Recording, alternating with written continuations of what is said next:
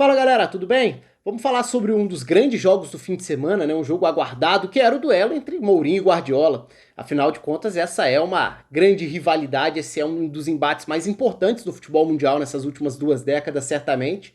E dessa vez valia e valia muito. Aliás, o Tottenham é líder da Premier League, grande campanha até aqui, com um nível fantástico, em especial do Harry Kane. Cheguei a gravar vídeo sobre o Harry Kane aqui, vou deixar aqui em cima. Semana passada eu falei um pouco sobre isso, um pouco mais detalhadamente sobre como ele tem sido um atacante cada vez mais completo, na participação do jogo em diferentes fases, em diferentes faixas do campo. Tem sido um grande garçom, é o líder de assistências da Premier League até agora, e foi de novo diante do Manchester City, né? Porque teve participação fundamental nos 2 gols. No primeiro, sem nem encostar na bola. No segundo, dando o passe, conduzindo esse contra-ataque, acionando os jogadores, as opções de passe à frente dele. E no primeiro gol, ele já tinha atraído a marcação para gerar o espaço para a entrada em diagonal do Son. Então, é um Harry Kane que tem sido realmente uma das grandes atrações, e foi mais uma vez, como eu falei, e claro, além de tudo, tem o lado estratégico, e isso o próprio Harry Kane está inserido nisso, mas tem um lado estratégico para a gente falar no vídeo agora, justamente sobre esse embate, sobre o lado tático, porque acho que principalmente do ponto de vista defensivo, mas também nos momentos com bola, tem alguns aspectos legais para a gente destacar em relação à estratégia do time do Mourinho diante do Guardiola. Então fica aberto aqui o espaço para vocês deixarem os comentários, se inscreva aqui no canal, se você ainda não se inscreveu, clica aqui embaixo, ativa o sininho da notificação, deixa a curtida no vídeo e o comentário. Você imagina que o Tottenham possa brigar pelo título dessa Premier League? O Harry Kane tem tudo para ser um dos melhores jogadores nessa temporada. Aliás, ele está entre os melhores centroavantes do mundo, eu não tenho muita dúvida quanto a isso, mas o espaço está aberto para a opinião de vocês aí também. E vamos falar então sobre o campinho, usar um pouco esse lado tático para falar sobre os dois times. No lado do Tottenham, a estrutura inicial partia do...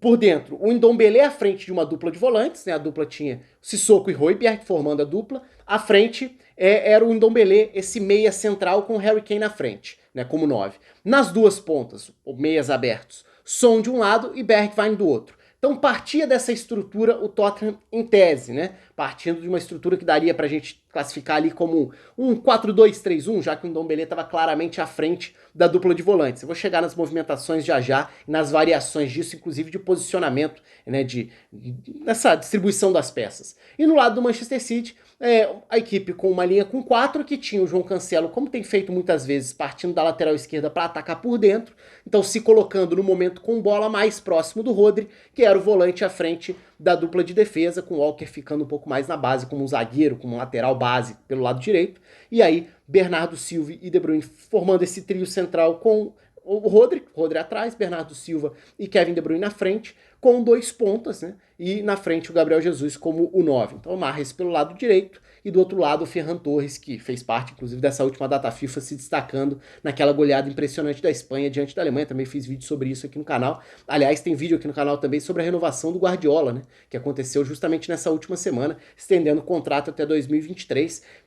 Como esse início de temporada do Manchester City está longe de ser empolgante e gera muitas dúvidas sobre qual seria esse estágio no ciclo do trabalho, tudo leva a crer que essa extensão de contrato passa também por uma ideia de uma reformulação, de uma reestruturação de elenco. Qual vai ser o tamanho disso, do impacto disso no mercado, nas transferências, a gente tem que esperar para ver. Eu falei mais sobre isso no vídeo lá, sobre a renovação do Guardiola. Mas então voltando para os times, voltando para essa distribuição dos dois lados. Naturalmente um duelo entre Mourinho e Guardiola tende a ser olhado muito como o Guardiola tentando abrir espaços diante da defesa do Mourinho e o Mourinho tentando fechar espaços diante do ataque do Guardiola e tentando castigar nos contra-ataques. E o jogo não foge muito disso mesmo não. Então, naturalmente, seria um jogo para a gente enxergar como ficaria a distribuição das peças no mecanismo ofensivo do Manchester City e quais seriam as ideias do lado do Tottenham no momento para se defender. E aí acho que dá para a gente tratar dos gols do Tottenham, porque tem aí um aspecto muito interessante ofensivamente, e dá para falar também sobre como o Tottenham se defendia para tentar limitar os espaços. E em que momento as duas coisas ficam interligadas? Principalmente quando a gente fala sobre a forma do Tottenham defender também passava por ajustes para não deixar de ter saídas rápidas para o contra-ataque, especialmente com os pontas, com os jogadores de lado de campo. Então, para tentar amarrar um pouco disso tudo, vamos tentar criar uma linha aqui de para tentar falar de um aspecto pro outro. Começar pelo Tottenham defendendo. Então o Manchester City, a partir dessa estrutura de um 4-3-3 que varia para ter um lateral atacando por dentro, João Cancelo, o outro lateral ficando, Walker, próximo dos zagueiros. Então o Rodri tinha essa companhia do João Cancelo por ali. Como a gente sabe, os dois meias à frente do volante, quando o City joga no 4-3-3, geralmente são jogadores que têm muito esse papel da infiltração. De Bruyne, o Davi Silva fazia muito isso, né, quando ainda estava no Manchester City. O Bernardo Silva fez isso muito bem também, quando foi um dos melhores jogadores do City na temporada retrasada. Então, com Bernardo e De Bruyne, o time tinha dois jogadores que circulavam tentando atacar esses espaços. Nas costas dos volantes, para receber ali entre as linhas.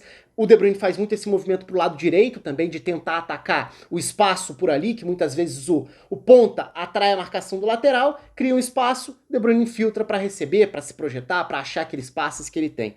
Então, esse desenho da forma de atacar estava muito bem definido da parte do City. E qual seria o desafio ali para a equipe do Tottenham?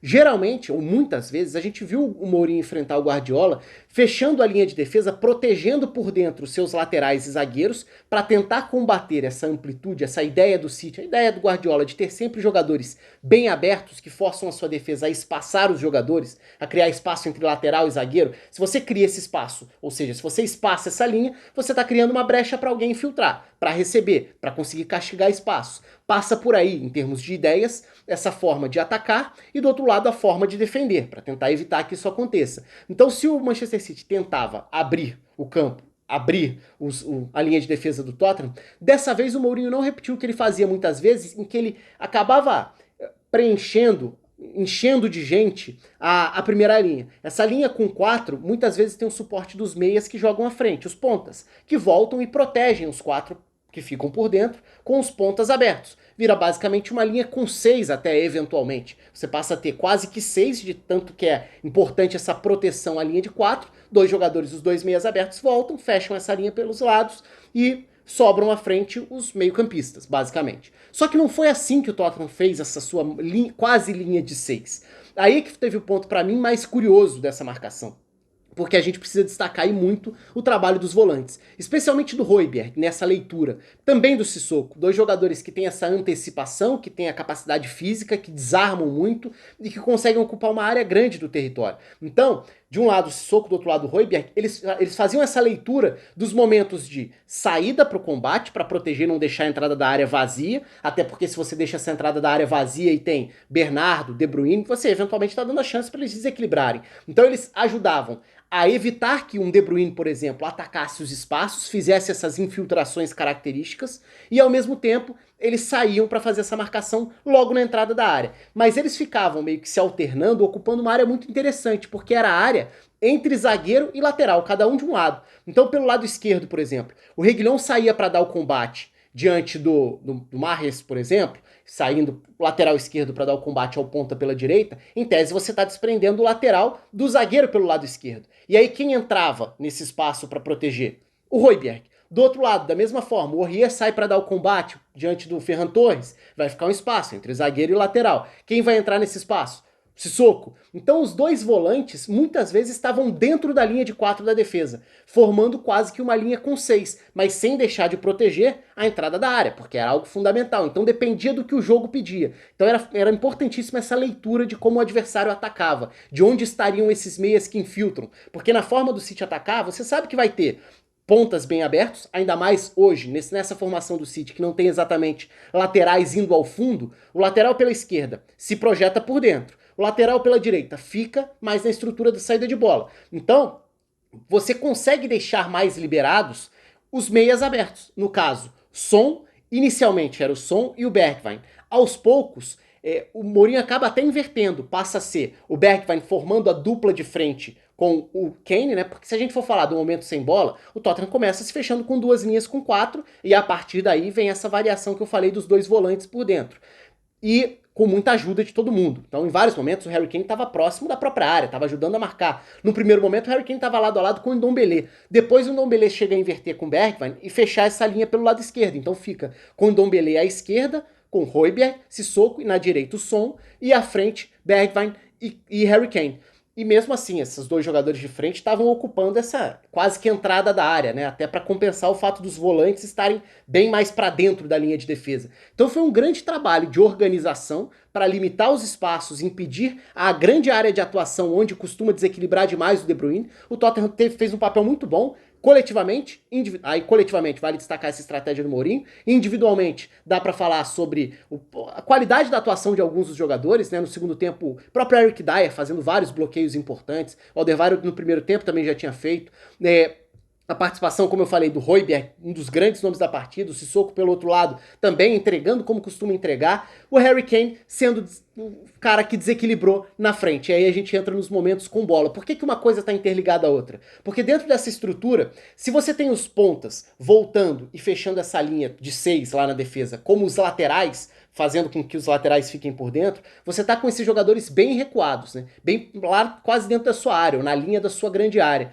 E isso transforma o contra-ataque em uma tarefa mais difícil, porque você tem que percorrer um campo muito grande até chegar ao lado, ao gol adversário, para incomodar para valer. Nesse caso, como eram os volantes, é verdade, os 4 homens de frente também precisavam ajudar e ajudaram muito. Então, Ndombele, Son, Harry Kane e Bergwijn ajudavam muito, mas não necessariamente marcando na altura da linha de defesa, e sim numa segunda altura, nessa faixa central do campo, ajudando a encorpar o centro do campo, ajudando a fechar os espaços por ali. E o outro aspecto interessante, o Harry Kane como um lançador, como esse jogador que tem facilitado e acionado os homens de frente. No lance do primeiro gol é interessante porque o movimento do Harry Kane, que é esse de voltar, partir da área do 9 para recuar e virar basicamente um 10, e ele tem feito muito isso, eu falei sobre isso no vídeo lá específico sobre o Harry Kane, ele tem recuado muito para armar.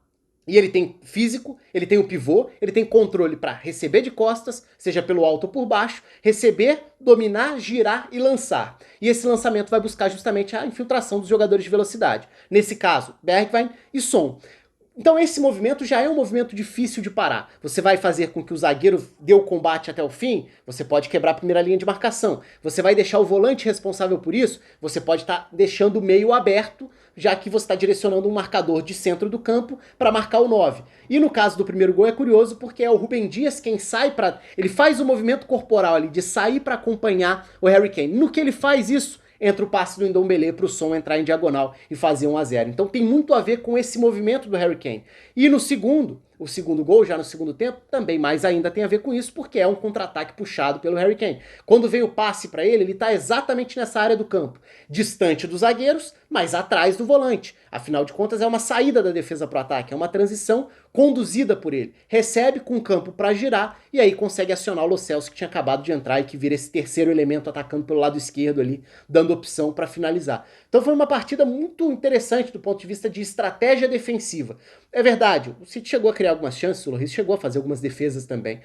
Não é que o City não tenha atacado, que não tenha criado, pelo contrário, o City ficou mais presente no campo de ataque, inclusive. Mas no todo, foi uma partida muito correta, estrategicamente, taticamente, defensivamente do Tottenham, que contou com seus jogadores que desequilibram no ataque. Então, é um momento bem interessante do Tottenham, né? Eu mesmo cheguei a criticar bastante o final da temporada passada, quando o Tottenham teve problemas com lesões e caiu muito de produção, fez algumas partidas terríveis.